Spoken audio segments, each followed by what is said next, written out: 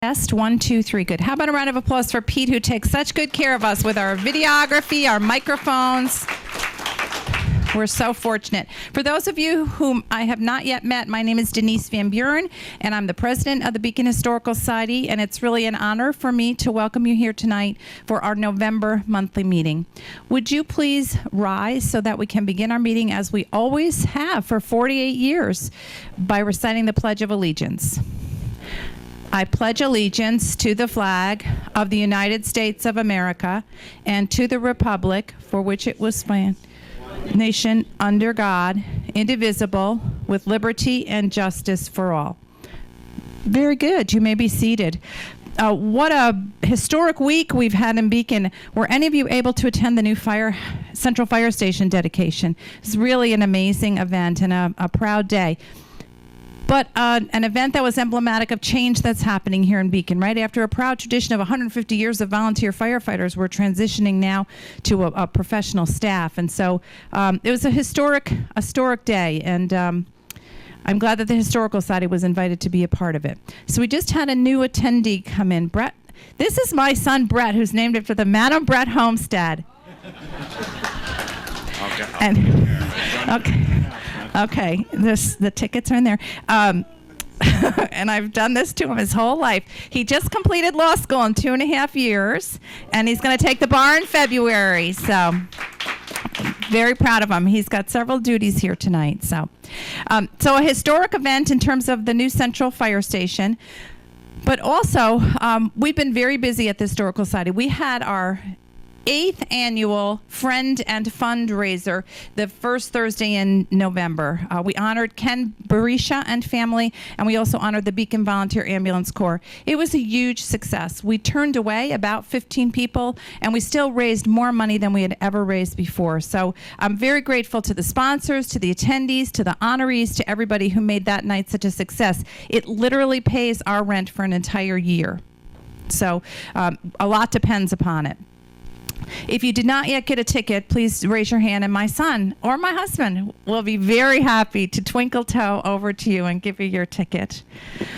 So tonight is also historic for another reason. During the last year, we cooperated with 3 very important institutions here in the city of Beacon to celebrate their centennials.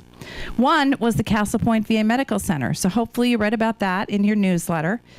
Secondly was the Memorial Building. We had beautiful ceremonies here back on Memorial Day, dedicating the building anew after a century that it had been given by the city of Beacon to honor its veterans of all wars. So that is the second thing we did. But thirdly, we participated here with the Elks Club, Lodge 1493, which was founded here in the city of Beacon in 1924, so celebrating its centennial. And I want to introduce Mike and Janine, who are here representing the lodge. Stand up, you two. You cannot be shy.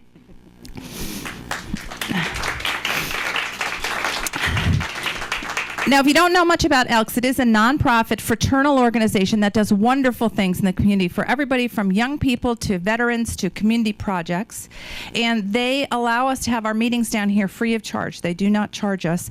And it comes with a bar upstairs. So would you recognize them for allowing us to be able to have our meetings here at the Beacon Elks Lodge? So as an expression of appreciation, we actually, at the Society, made an application to the William G. Pomeroy Foundation, which is located in upstate New York, to recognize the Elks on this auspicious occasion. And so if Mike and Janine will stand over on that side, we're going to show you what has been approved. Why don't you both stand there? Brett, come take the microphone. You take it up. Okay. We're going to hold this up. We have been approved for this beautiful new marker.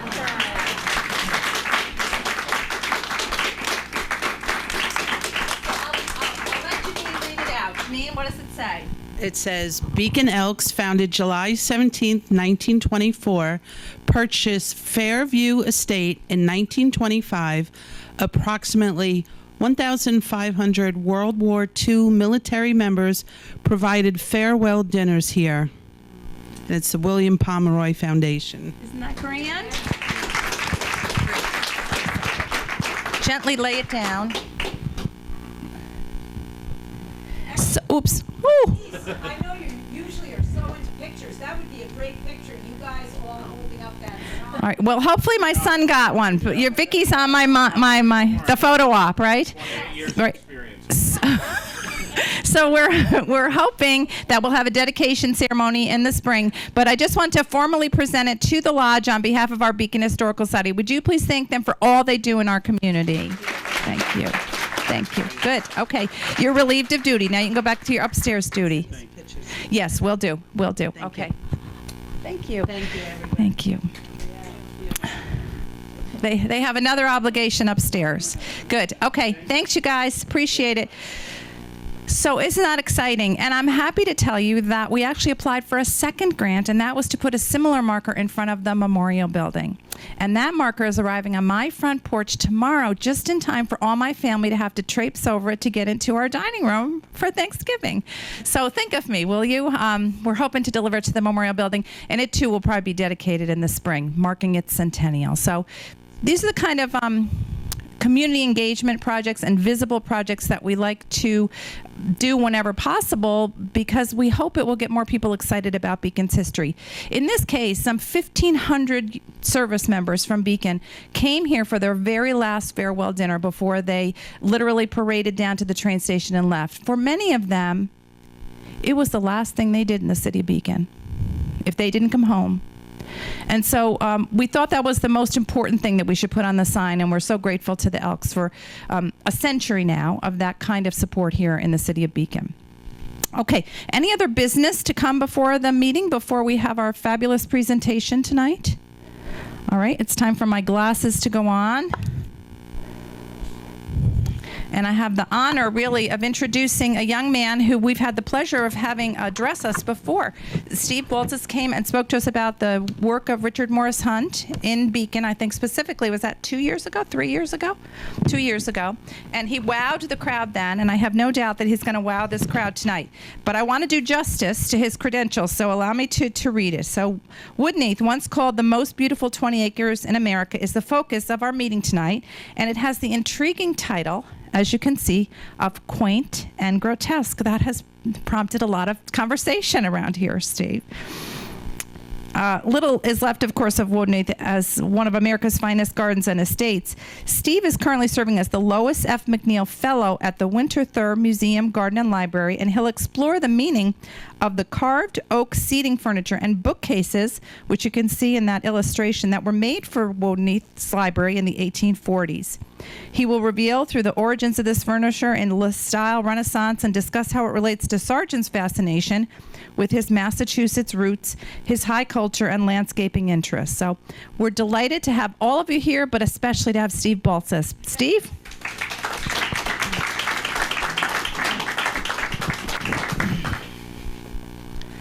Here you go, sir.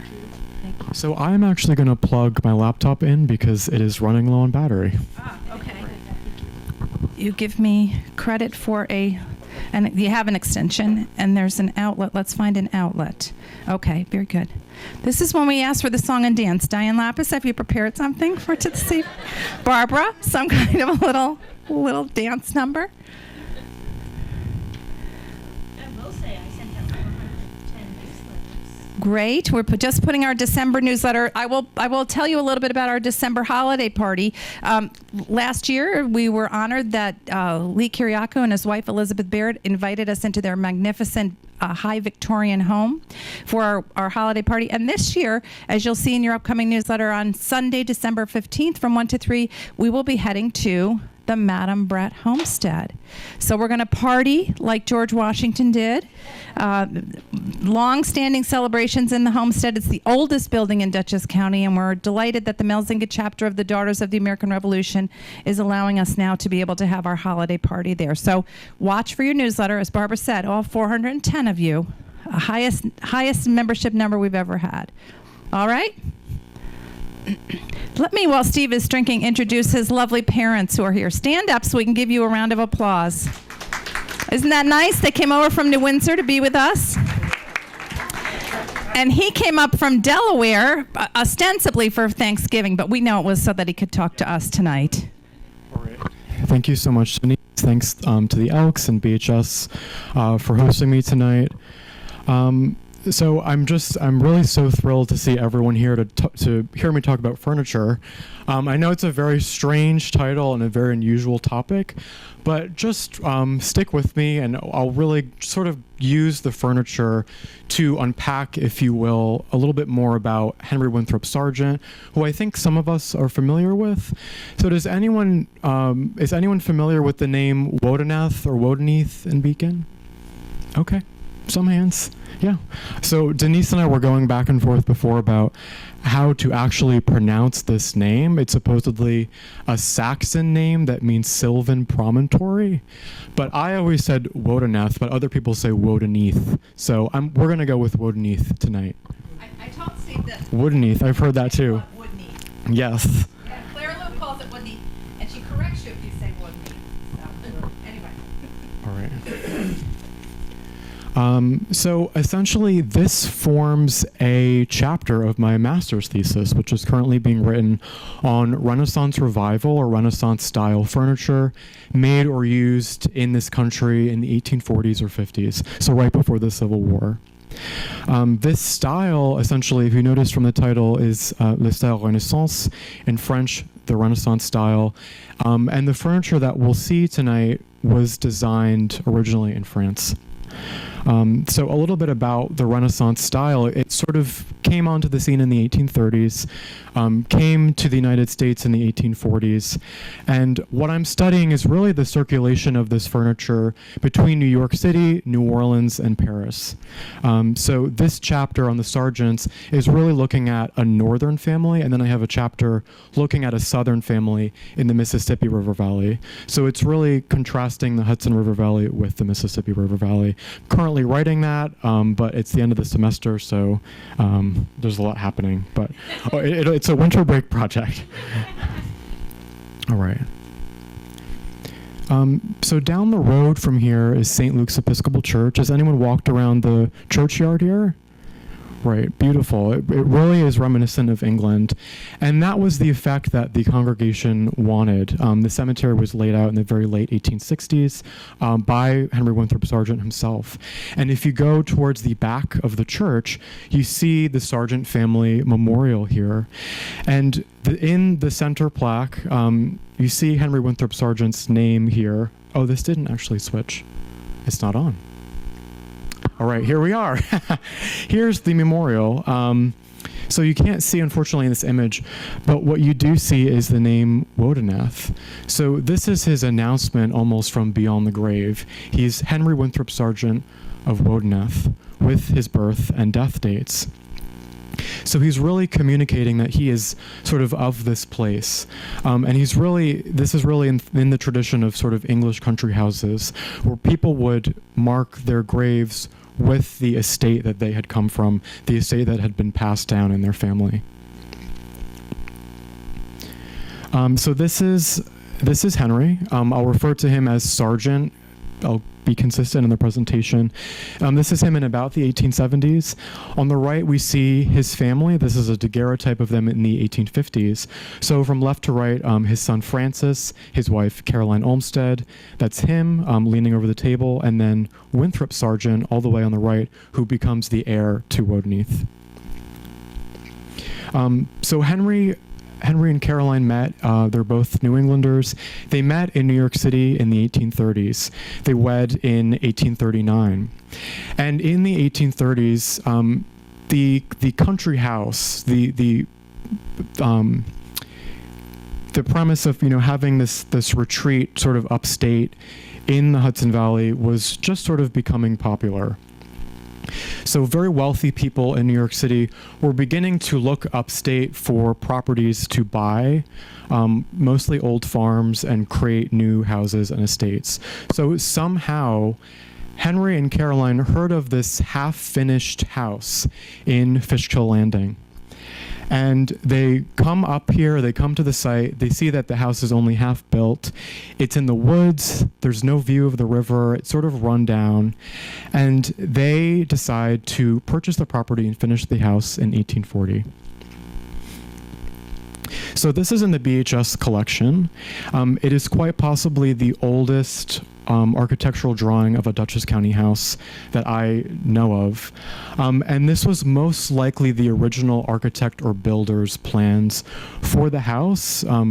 This is probably how it was supposed to have looked when it was completed. So the family that had initially begun it lost all of their money, and the half-finished house was put up for sale. So Henry and Caroline decided to buy this property, finish it, and then really recreate the landscape. So this is the appearance of the house in the very early 1850s. They expand it with this large tower that we see here. And Henry really takes an interest in landscape gardening and horticulture. And he really wanted to prove with this small estate of 20 acres what one could do with a small estate. So Wodenethe, I think as some of us are familiar with, becomes this famous landscape design. And it's described and written about extensively, but one description I really like is Wodenethe as a, quote, paradise of exotics. So Sargent becomes fascinated with collecting these rare trees and shrubs and plants and adorning the grounds of Wodenethe with these exotic specimens, so to speak. And he creates these views across the estate, which really sort of control the way that you move through it, the way that you see the river and the mountains. He buys a lot of the statuary abroad, mostly in Italy, and sort of sprinkles it throughout the grounds. But here on the left, which I'll talk about these window views, all of the windows in the house are designed in a way that they're sort of meant to frame the river view like a landscape painting.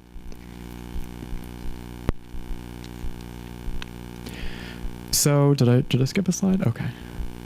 So this is the library in Wodenethe, which we'll be talking about. This is the furniture as it is now in Locust Grove in Poughkeepsie. Has anyone been to Locust Grove? Okay, great. So this is one of the first rooms that you see on the tour of Locust Grove. And this is the library furniture in question that was moved to Locust Grove in 1918. But on the right, that is the library furniture in Wodenethe, as the illustration was published in A.J. Downing's The Architecture of Country Houses. So just a review, Andrew Jackson Downing, Newburgh-based, extremely popular writer, landscape gardener, sort of tastemaker in the 1840s and very early 1850s, and Sargent's best friend. So this is the floor plan of Wodenethe, also in the BHS collection, just to orient ourselves with the layout. This is the hall, drawing room, library, what will be, and then the dining room.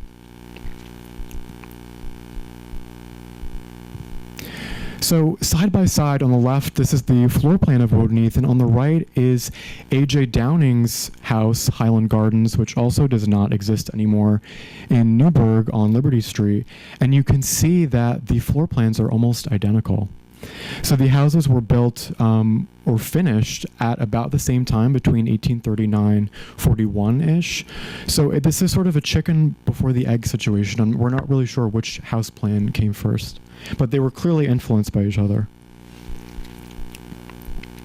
And I should also note, just to go back to the floor plans, that this is quite different from, a lot of older homes that we see in the Hudson Valley with the hallway that extends, from the front to the back of the house, right, with the staircase, and then you go into these rooms off of the hallway. So this is a new, very modern English floor plan that becomes popular in northeastern cities in the early 19th century, and it's called a circulatory floor plan. So you come in and you circulate throughout the house. So really your experience in the house is that you're forced to sort of move to get to another room. You're sort of going back and forth between all these rooms, and you're meant to see all that is in the different rooms, which is pertinent to Sargent because he displays a lot of art and statuary and rare things, as we'll see in each of these rooms. So this is the floor plan, 1841. For those of you who don't know, A.J. Downing dies in 1852. And really, in order to give Downing's partner, Calvert Vaux, some work, the Sargents commissioned Vaux to design that tower expansion that we saw earlier. So they bust through these walls in the old house, create this massive dining room, bedroom, and then a kitchen wing. And then, so this is the front view of that addition with the tower, with Calvert Vaux's floor plans, which are also in the BHS collection. And then this is about 1900 photograph of the front of Wodenethe, when Winthrop Sargent inherits the property. And so these are his parents, Henry Winthrop Sargent and Caroline, arriving by carriage. But this is just to really give you a scale of the house.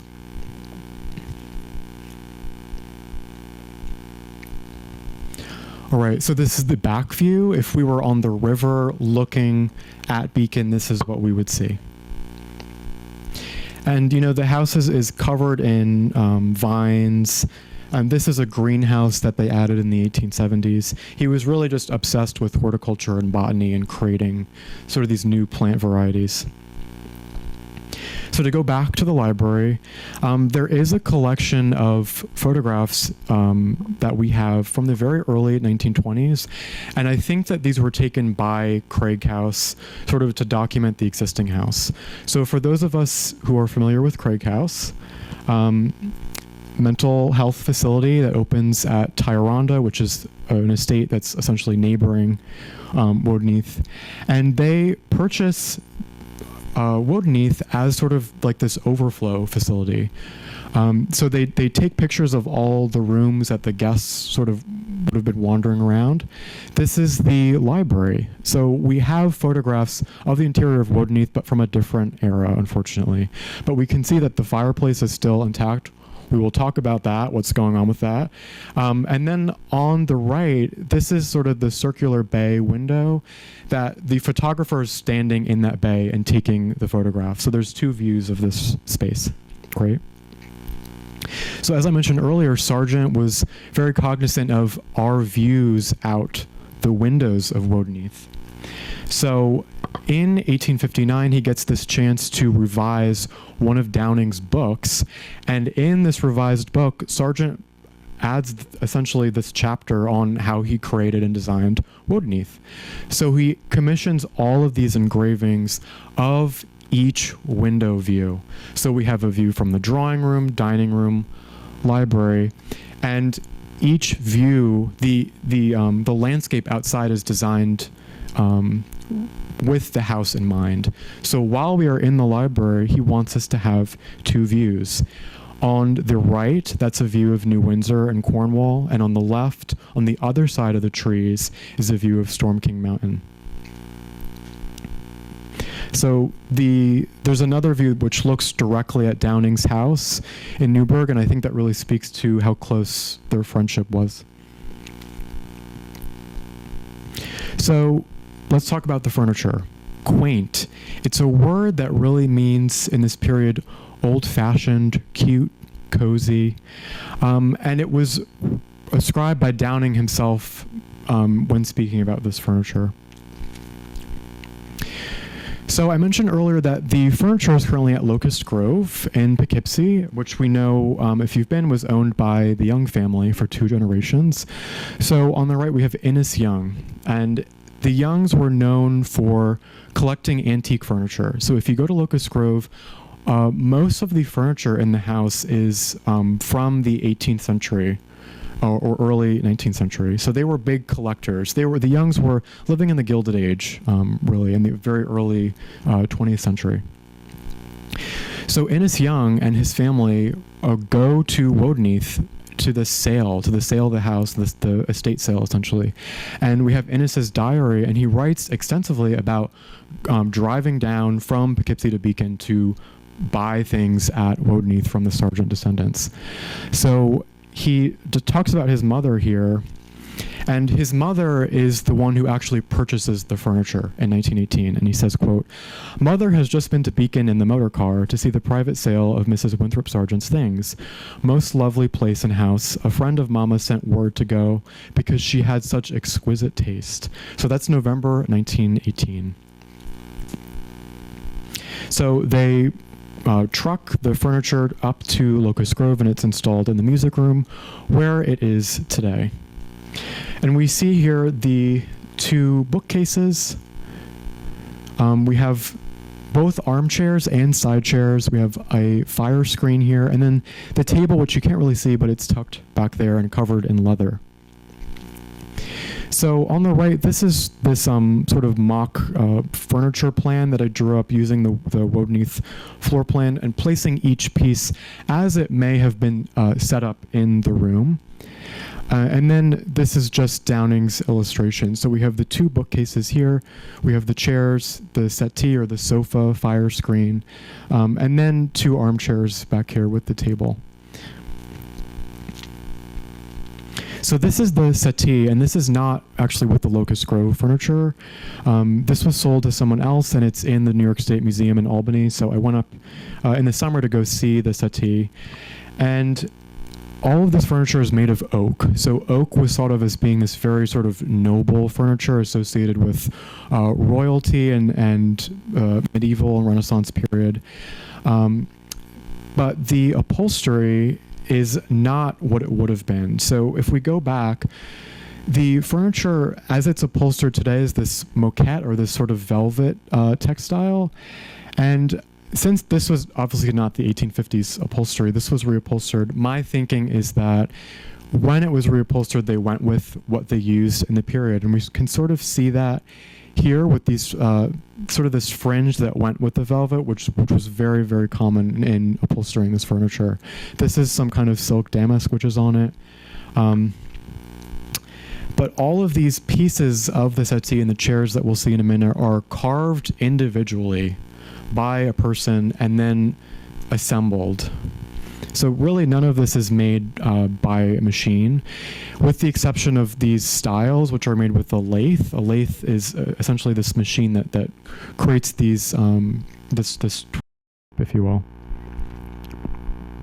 So a closer look at the settee. You'll notice on the chairs that we'll see in a minute, all of them have this carved crest with S for Sergeant. There is one chair, the slipper chair, that is CS for Caroline Sargent. So this is very curious because the furniture on which this is based, which is very early 18th century furniture, so this is very early 1700s, that furniture, some examples of that furniture have family crests or initials carved into that, so they were clearly trying to emulate that. What they're also trying to emulate is family crests themselves. So I'll flip forward to this one. This is one of these side chairs, or the slipper chair actually, and this is very much taking the form of a family crest. So we have these two heraldic these are known as putti, these naked cherub babies essentially, and they're flanking the CS, and this is really what you would see in heraldic imagery with your family crest or your family symbol. But just to go back, Innes actually notices this in some of the sergeant's things. So he goes down to the wine cellar in Wodenethe and finds these the bottle with Sergeant 1830 etched into it. There's an H wine glass, and there are other family things throughout the house that sort of have an S or an H or Sergeant etched or carved into them. So they really wanted to specify that these objects were theirs.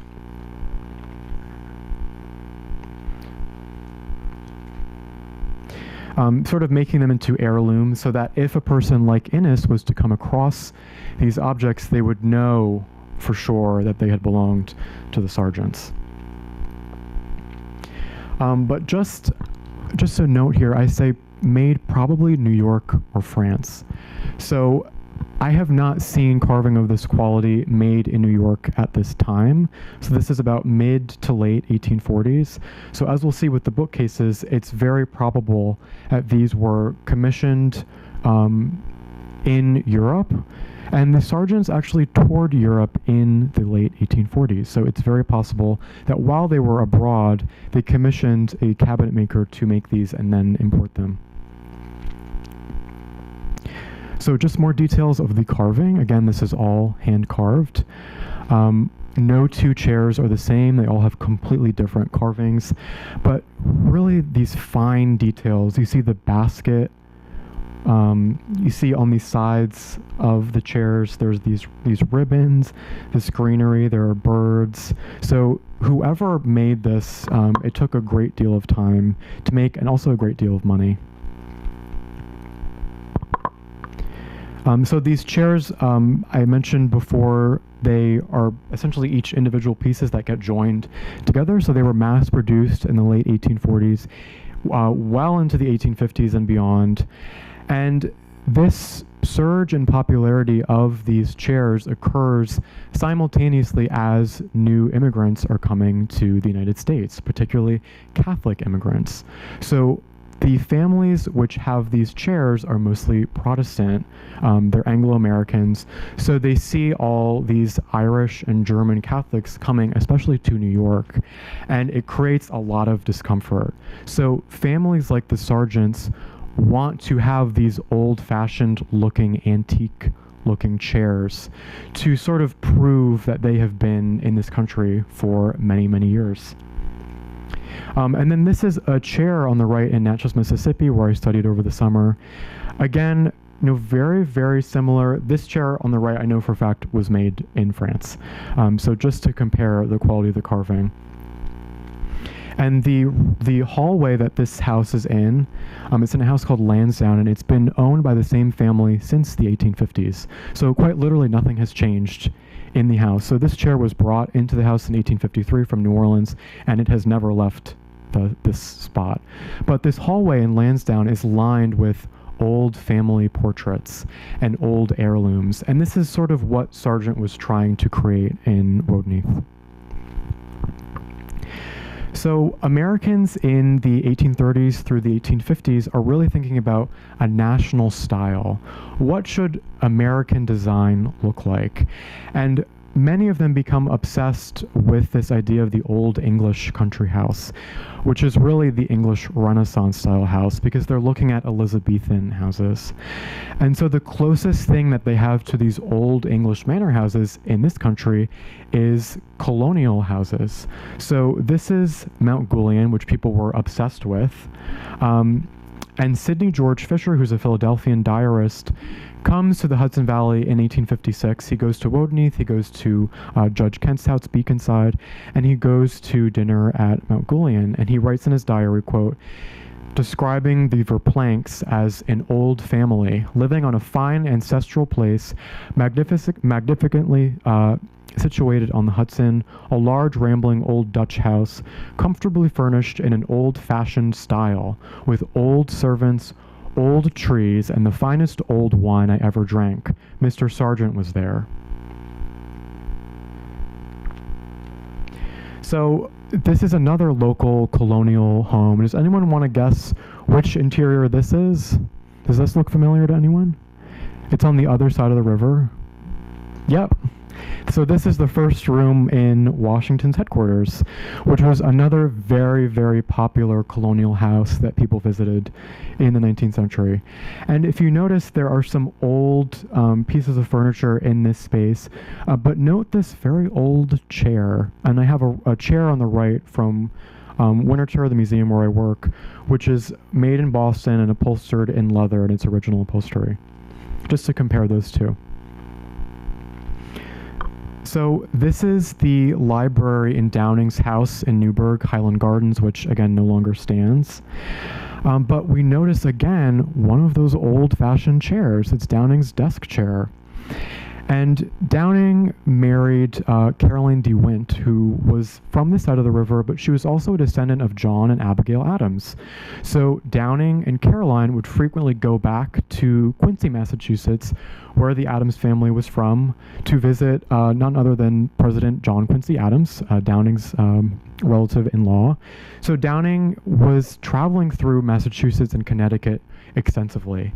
He was used to seeing these old family homes where they would have their antiques sort of strewn about, and they were using them really as chairs actively. But in Boston, Downing notes that in the very early 1850s, these old families are beginning to use their antiques as these sort of like avant-garde pieces of furniture and displaying them prominently so that people who visited their house knew again that they had this very distinguished Massachusetts ancestry. So about ancestry and Sargent, which means a lot to him, really the Sargents go way back in Massachusetts, but the guy who really kicks it off is named Epps Sargent. This is his portrait in 1760 as an older man by John Singleton Copley, who was really the premier portrait painter in the American colonies. And, our historians love this portrait of Epps Sargent because of his hand.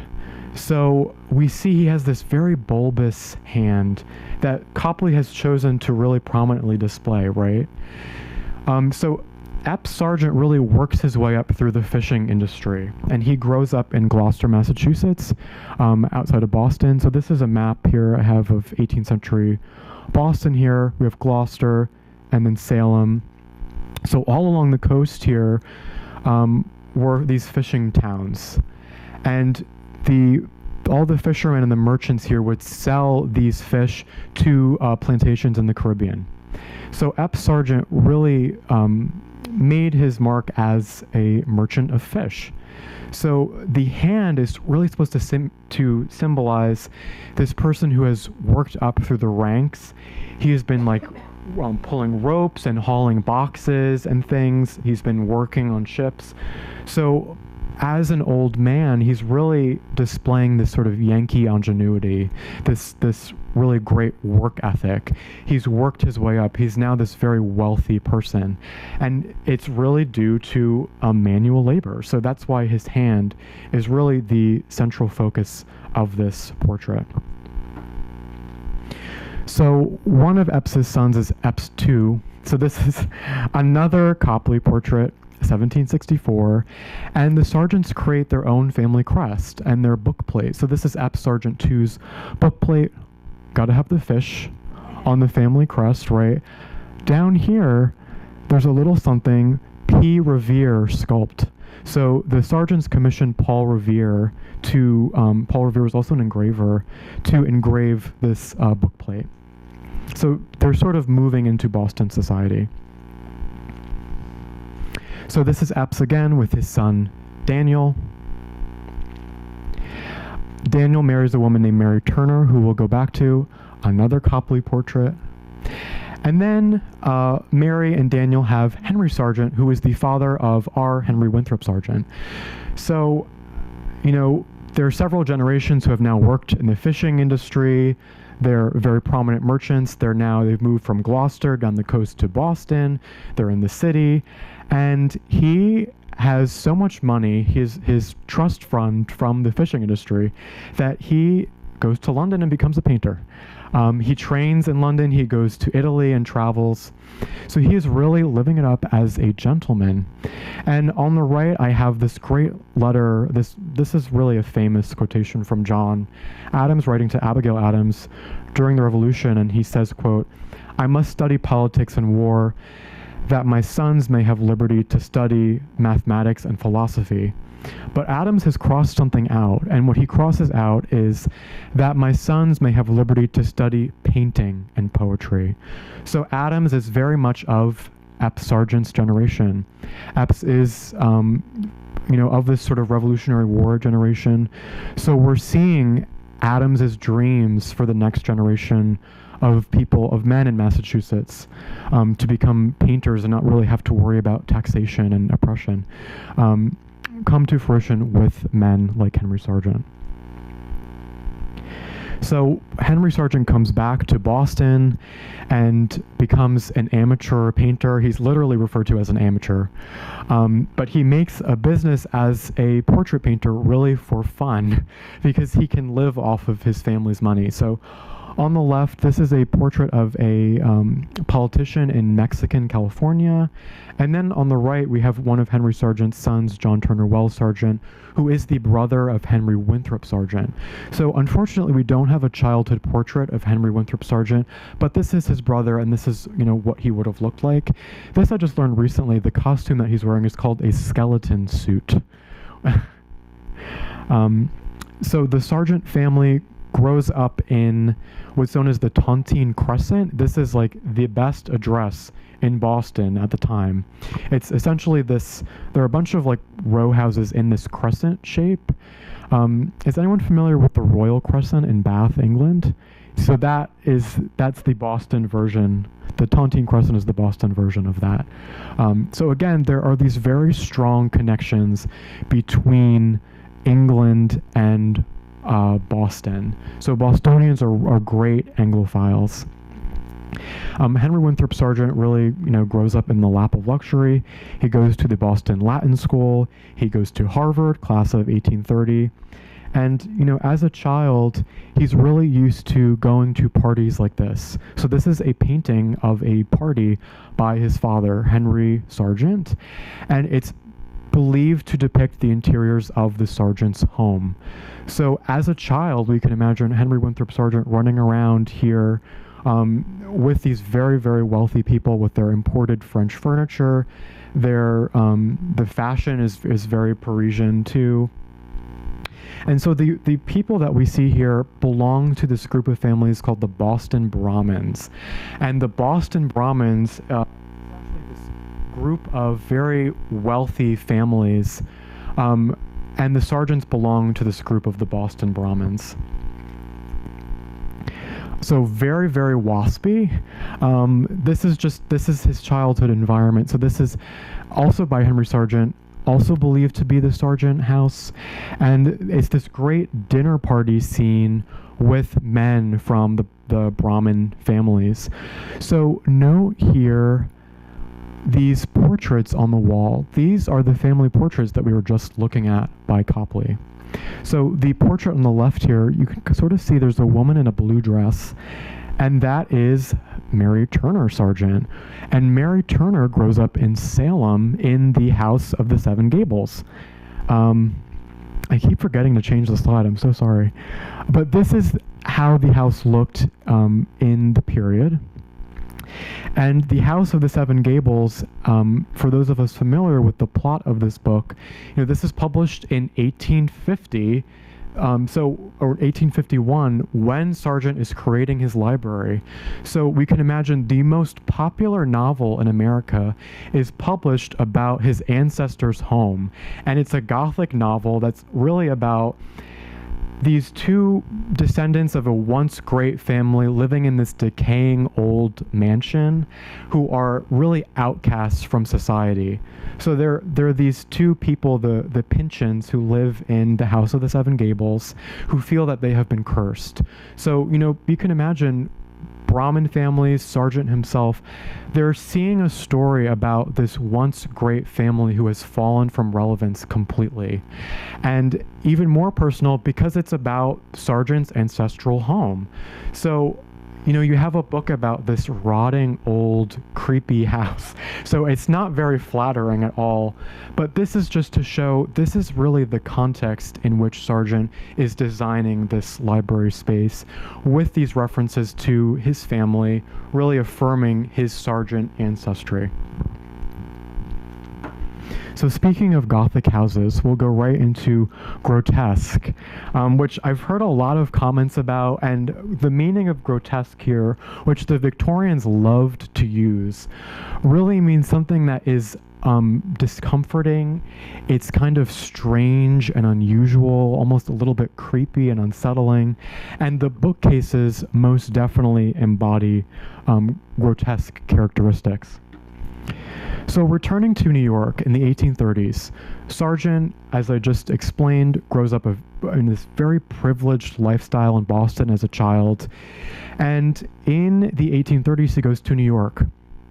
And there is this mass migration of New Englanders who also moved to New York at this time. We can think of the Delanos as another Massachusetts family who also went to New York and made their fortune in New York. And so this is the Custom House, this is Wall Street in New York City in the 1830s.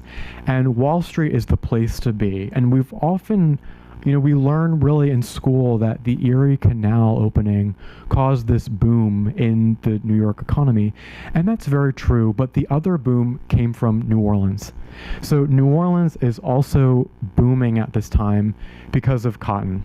So we have a lot of northern families who are coming down to Mississippi and Louisiana. So Sargent's relative, Winthrop Sargent, is actually appointed the territorial governor of Mississippi Territory. So all of these old New England families are going down into the South and making their fortune with cotton. So they're buying up thousands upon thousands of acres. They are acquiring hundreds of enslaved people from Virginia and Maryland and bringing them to the Mississippi Valley. So the cotton that is processed in the Mississippi Valley is shipped from New Orleans to New York, where it is assessed by bankers, and then it is shipped to either Boston or to Liverpool. So Sargent is working in the banking industry at this time. He's very much involved in this economic boom in the 1830s. So I mentioned a lot of these northern families go down to New Orleans and really profit off of the cotton boom, and all of these banks emerge in New Orleans to sort of process all of the cotton that is coming down the valley. So one of these families, the Coles family, they're Americans who go to New Orleans, and New Orleans at this time is still recently an American city. So all of the people there speak French. So these Americans who go down there, they are learning from the French Creole families who are used to going between New Orleans and Paris. So the Americans in New Orleans begin also going to Paris yearly. So the Coles family is one of these families who just starts going to Paris annually. And while the Coles family is in Paris, they befriend this cabinet maker, Auguste-Émile Ranguet-Luprince, and Ranguet-Luprince makes furniture for them. So the Coles and a lot of the families they were friends with in New Orleans in the 1840s retire very, very young because they've made so much money, and decide to build big urban mansions in New York City. So this group of families commissions a Parisian cabinet maker, Ranguet-Luprince, to make all this furniture and ship it to New York. So this is the precedent really for the Sargent furniture. So I mentioned, potentially France or New York made. The Coles family is really one of these prominent, very wealthy families in New York that was doing this. So their order for one of their, as they call them, salons in their New York house on University Place, had a settee, two settees, two armchairs, and chairs very much like the Sargent suite. And these chairs were actually in the Met now. They were donated by the descendants of the family. So they also ordered a fire screen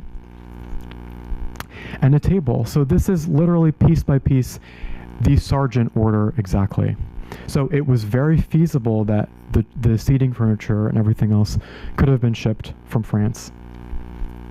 So this is correspondence between James Coles and Ranguet-Luprince in the New York Public Library. I was going through this over the summer. And on the right here is this list of furniture that Ranguet is making in Paris with all of the prices. And then here, this is James Coles scribbling on the back of the envelope for this letter. So just to really go through this, this is Ranguet-Luprince, Paris, France here. This is to James Coles. And here we see C.P. Leverich. So C.P. Leverich, whom the Sargents knew personally, was known as a factor. So the factors were these New Yorkers and Bostonians who would manage the shipping of cotton between New York and New Orleans, and they often also shipped and tracked where furniture was going to. So the Leveriches are really known for their sort of surveillance of different families' furniture in addition to their cotton. But we see here this math. So all throughout James Coles' correspondence, I saw really mathematical equation. So there's long division, there's addition, and what he's working out is the tariff situation and the shipping. So right here, where it says tariff, he is working out what the price will be to ship all of this furniture.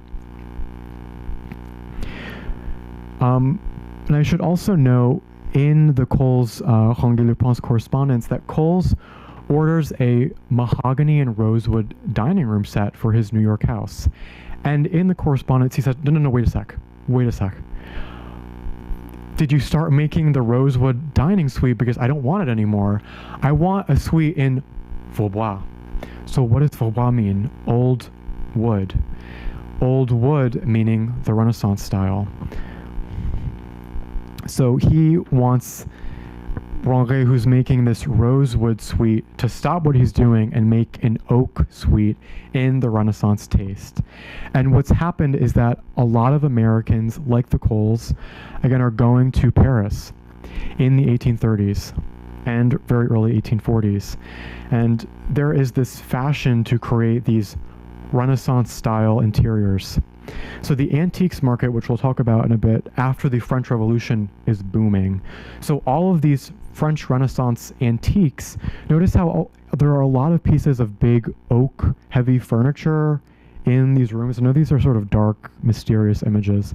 But this is the sort of spaces in Paris that Americans would have been seeing. And these spaces were mostly created by artists or very wealthy people, and you'd come into their space in Paris and they would lead you around their collection of Renaissance furniture and ceramics and glass. And to be a collector in this period in Paris was very prestigious, but they were also sort of looked at as these very enigmatic, strange people. And the antiques market at this time was cutthroat. So people in Paris were competing for this old Renaissance furniture. But there were women collectors too. And so this is the daughter of the king, Princess Marie d'Orléans, in her little studio that she's created. Notice these chairs against the wall that she has collected, which are like the Sargent chairs. They have these very high backs. She has pieces of Renaissance furniture in the room. And this is one of these cases that she buys in Belgium. Again, it's a Renaissance piece. And she pays someone to restore it and then add things to it. So just thinking about this big sort of case piece next to one of the Sargent bookcases, and we see some similarities in the cornice here with these big lion heads. And just there's these very, very exuberant, heavy carvings, which were a hallmark of the style. So what happens is that there's such a huge demand for this old furniture, and there's not enough for it to go around. So the furniture industry says, why don't we create this reproduction Renaissance furniture? So that's essentially what we're seeing with the Sargent bookcases here. We're seeing a reproduced version of these older Renaissance pieces. And a lot of these furniture makers create these big pattern books and magazines. So they go and engrave these older pieces, which then serve as models for these new designs.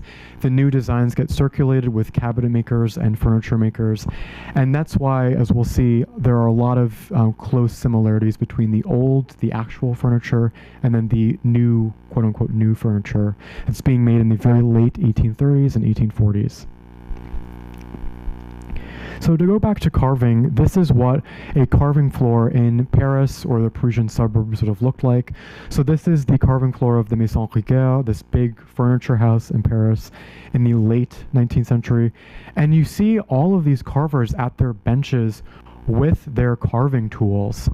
And they are going and creating these little pieces which get essentially tacked on to larger pieces like bookcases. So we're going to start to get into the grotesque now. So this is really what I mean by grotesque. So this figure is half female, half column, half of something else. These very strange childlike figures, which are allegorical. They're meant to represent something, but it's very unclear what they're meant to represent. So there's this very mysterious air to a lot of these carvings, and these sort of hidden symbols and images hidden throughout the bookcases. But they're based on carvings and really wall paintings that were discovered in Rome in the 1500s. So in Rome in the very early 1500s, people were going under the streets and finding ancient Roman interiors and ancient Roman wall paintings that were really depicting these scenes of intertwining vines, these strange contorted bodies and faces and creatures. And so the carving that we see is really a three-dimensional representation of that. So this is, again, where we really see the Roman influence coming through. These are actually based on sort of these sacrificial oxen heads from ancient Rome, which is a design motif. And we see that this is essentially meant to be the top of a column, right? This is the base or the shaft of the column. This is the top of the column. And A.J. Downing calls the Renaissance style the, quote, bastard style. And he also describes it as, quote, Gothic and Grecian. And what he means by that is Grecian meaning sort of ancient Roman or Greek, and Gothic meaning strange and grotesque. But also Downing really thought of the Gothic and thought of these very elaborate oak, dark wood carvings. So that's what we're seeing here. So in Downing's book, The Architecture of Country Houses, he mentions two of the best makers of Renaissance Revival furniture. Alexander Roux in New York, who's a French immigrant, and Paul. And it was sort of a mystery as to who Paul was and why Downing is so vague about this person. So remember, the Sargents are Bostonians. So they are in Boston most of the year, and they're in Beacon for a limited time because Wodenethe is their country house. So who is this Paul? It is a man named James Paul. He's an upholsterer and interior decorator based in Boston. And so the only James Paul interior is, unsurprisingly, in the Boston area. So this is the library of the poet Henry Winthrop Sargent's house, which is owned by the National Park Service. And this room, again, has quite literally never changed. This is how the house was furnished in the period, and it has remained that way. So the bookcases that we see here against the wall were put in place there by 1850, and again have never left the room. So this is as close as we're going to get to what the Wodenethe library actually looked like. So how do we know that this furniture is French? How do we know that it was retailed in Paris and imported here? Well, the Longfellows kept a lot of correspondence. And so in describing one of these bookcases, Longfellow is referring to his in-law, Thomas Appleton, whose law office is right next to James Paul's showrooms. So Thomas Appleton, or Tom as we see here, orders this Parisian furniture through James Paul, and he says, Longfellow says in his diary, after dinner saw Tom's Paris furniture, carved oak bois with a large bookcase for me. That's 1848. And the large bookcase for me that Longfellow is describing is this bookcase here, which is still in the room today. And the Longfellows also buy Renaissance-style furniture a bit later in the 19th century from this man named François Guillot, this Parisian furniture dealer who may have inherited the business that originally supplied James Paul. So unfortunately, we don't know who made the Sargent or Longfellow bookcases. There are no markings or labels or signatures anywhere. But it's possible that François Guillot took over this guy's business. So there's clearly this export market between Paris and New York, where Parisian furniture is being shipped here to New York or to Boston. And Guillot actually says in his receipt that one of his specialties is furniture, in French he says, for strangers or for export. So Fanny Longfellow Henry Wadsworth Longfellow's wife, writes in her diary that when they received this Renaissance-style furniture, she says, quote, "I suppose in New York they have an abundance of these things." And when they get another Renaissance-style bookcase that has these cherub heads as the drawer pulls, Fanny says it's, quote, "just what I coveted." And those took about 3 years to be delivered. So they ordered the bookcases about 1847-48, and they came in 1850. So this is a side-by-side of the Longfellow and the Sargent bookcases. So while I was looking very closely at the Longfellow bookcases while I was there in Cambridge, I noticed that they are constructed and built identically to our bookcases, the Sargent bookcases. And they're essentially using the same sort of design language. So on the left here we have Longfellow, Sargent, very similar design for the door. Longfellow, Sargent, these grotesque faces, which are known as masks, these elongated, very strange looking jaws, which are at the ends of the bookcases. And then on the bottom, these panels or friezes, again, Longfellow, Sargent, and we just see these are really rife with similarities. So again, Longfellow, Sargent here, and I just want to point out that these panels are again directly influenced by actual Renaissance furniture. So this is known as gadrooning, this technique, this panel here, and these Italian wedding chests in the Renaissance were being shipped to Paris. So they were being shipped by sea from the Mediterranean up through the French coastline, passing through the city of Lyon to Paris. So French Renaissance furniture made in Lyon has a lot of these panels of gadrooning. So this is suggesting to us that the furniture designer or the maker had access to actual Renaissance-made Lyon furniture based on this very specific detail here. So back to that fireplace from earlier, Innes Young describes this thing in the Wodenethe Library as an old oak cabinet. But there was also this trade in architectural salvage. So I mentioned earlier that the antiques trade in Paris booms after the French Revolution. So all of the families in the Ancien Regime, these very wealthy families in the revolution that get sent to the guillotine or are exiled, they lose their property. So all of a sudden, all of these old ancestral mansions outside of Paris and throughout France are abandoned. So all of these looters go into these old houses and rob them and take all of this antique furniture and woodwork and bring it to Paris, where it is sold mostly to English collectors. So all of these old chests, these cabinets, these pieces of fireplaces, ceilings, walls circulate throughout the Anglo-American market and across the Atlantic.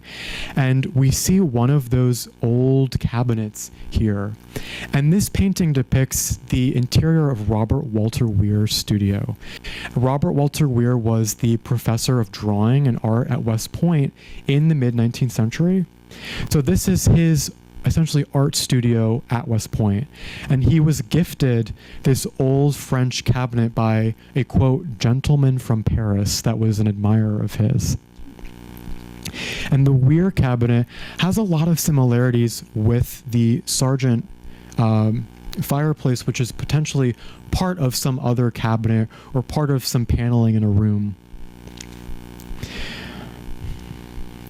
So Weir was obsessed with his French Renaissance cabinet, and he used it in the background of many, many of his paintings. So we see here, it's in the background here, and then this is a painting of his daughter-in-law and one of his grandchildren at West Point, sort of going and rummaging through this old French Renaissance cabinet, with, again, these very heavy, grotesque carvings.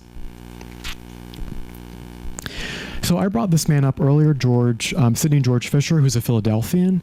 He comes to Beacon in January of 1856 and visits some estates and goes to Wodenethe on January 21st and describes it as such. Quote, his place, Wodenethe, is one of the most noted on the river.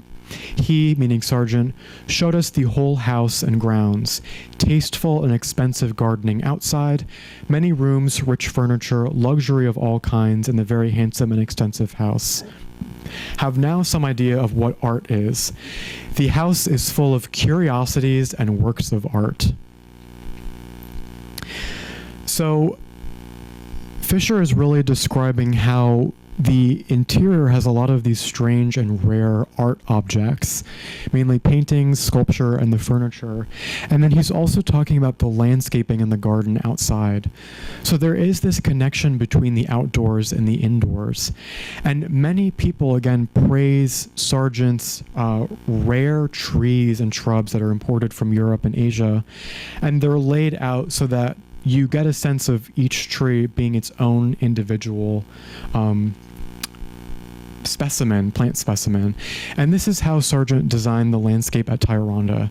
So if anyone has walked around the grounds of Tyranda or Craig House, you'll start to notice that almost every single tree in that landscape is its own species of tree.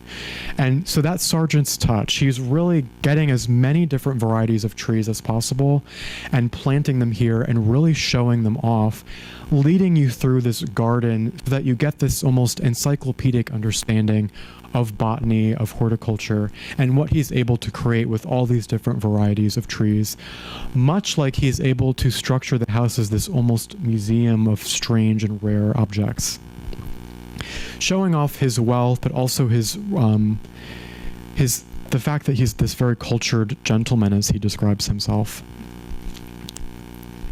So here's Sargent and then Robert Walter Weir again. And Sargent is really described as an artist, as a landscape artist. And they're both people who are inspired by their environment. Robert Walter Weir, who is really a history painter, does that by surrounding himself with these old antiques. And Sargent does that by surrounding himself with these grotesque, rare objects which inform his gardening.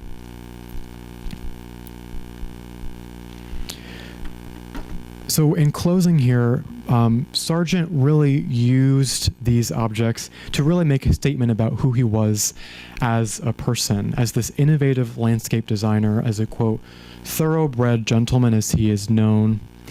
And as a horticulturist, he's someone who almost has this godlike power. He can experiment with crossbreeding plants and trees and fruits to create these newer, purer varieties.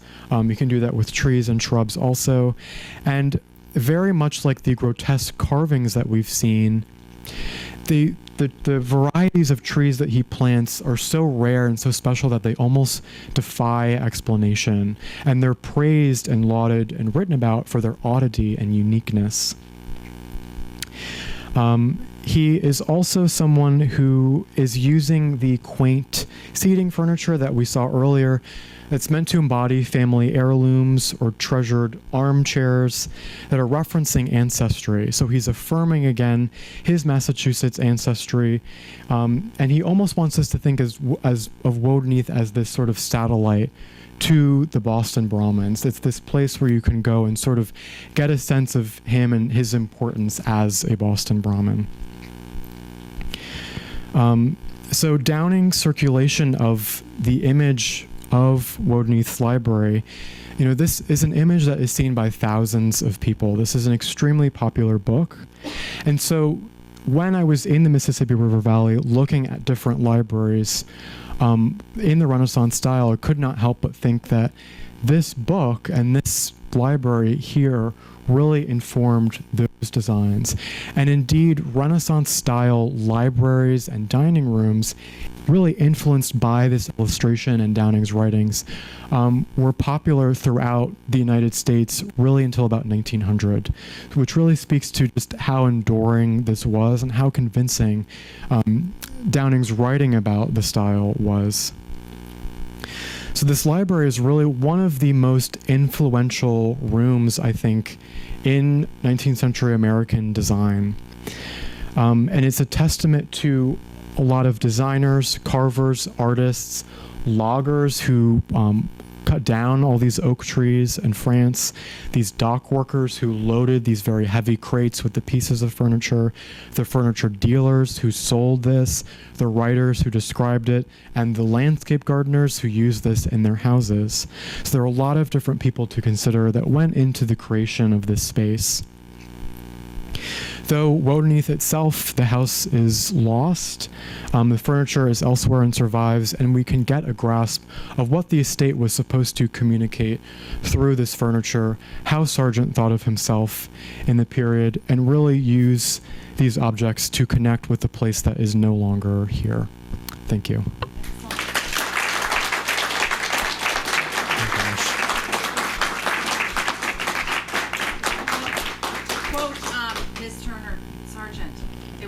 Exactly what we coveted. Thank you. Thank you. Thank you. All right, good. Oh my gosh. He's not even my son, so I can't imagine how you feel. Do you know, Steve? I know that the house was there and they were looking for Hudson River State, but why they may have chosen that particular house or set it, and what was it that attracted them here to our community? Do you know? It was most likely advertised in a New York City newspaper. Yeah, as you'll see often.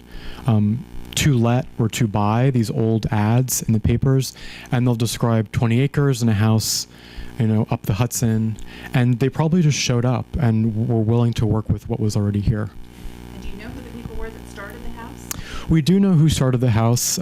He was in the banking industry too, and he lost his fortune in 1837 when there was a financial crisis. So that's why they were unable to finish the house. What was his name? I do not know the name. Yeah. Any other questions? Anybody have a question or two for Steve? He's been very generous with his time and research. This was a lot of information. Thank you for listening to this all. This will be in writing form, so. Yes, Diane. In this, if I'm getting the name correctly, bought the items at auction. No, unfortunately, we don't have a record of the furniture itself being shipped or moved or paid for or anything. Do you know where any of their other furniture ended up? In the house? No, I mean, one set ended up at Locust Grove, but did they have other pieces that went to other? Well, the settee that went with this was sold to someone else, so it's in Albany now. But as far as the rest of the furniture, we have no idea. No idea. How many of you really appreciated the grandeur and the size and the import of this site? It's astounding, right? So there's a question in the back. Mm-hmm. That's 20 acres. What other buildings were on the property? There's a cottage or a gatehouse which is still there actually. There was the greenhouse building which was right next to that. And that was it essentially. Most of it was this large lawn and then the house in the middle of the property. Okay. Yes, Yeah. At the Historical Society, we do have a series of stereo view cards of Wodenethe, as well as the Downing books. Mm-hmm. So, physical type visitors. Yeah. And I don't want to assume that everybody knows where we're talking about. Essentially across from the school district property, right? Wodenethe was developed. Ultimately becomes part of the Craig House properties, used for therapeutic purposes. When Dr. Slocum no longer needs it in 1954, I believe he has a circuit ladder burn it down for training. And then the property is subdivided and the homes are built. Many of them purchased by Texaco executives who moved in. And I think Claire Lou Gould still, her husband worked at Texaco, still continues. Very good. A big round of applause for Steve. Thank you. Thank you. Everybody get a door prize ticket. You see, you give him a little slack. He sits in the back. He forgets clear what his job is. Come on.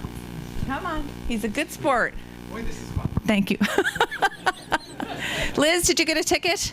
You came in late. Okay, very good. Steve, we'll let you draw our famous door prize for tonight. Well, I have one too. So. Okay.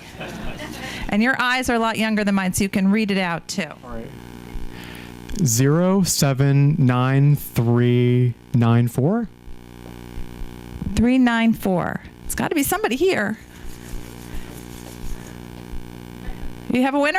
Very good. Come forward. We have something fun for you. Got the phone?